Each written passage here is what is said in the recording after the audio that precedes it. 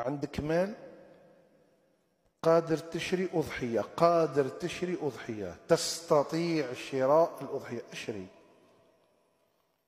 وضحي، والله يتقبل منا ومنك صالح الأعمال. يلي راك قاعد هنا ويلي راك ماكش قاعد هنا، ما عندكش المال اللي تستطيع شراء به الأضحية، ما تشريش. وما تعلقش في كلام ما عنده حتى معنى، ما تشريش.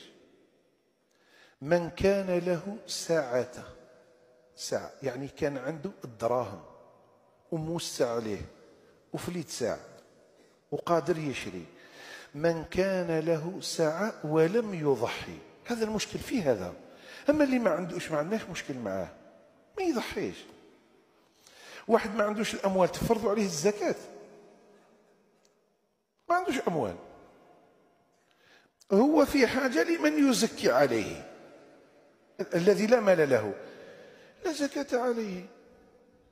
والحج الذي لا مال له ولا يستطيع أن يركب الطائرة وما عندوش الصحة والعافية، ما يحجج.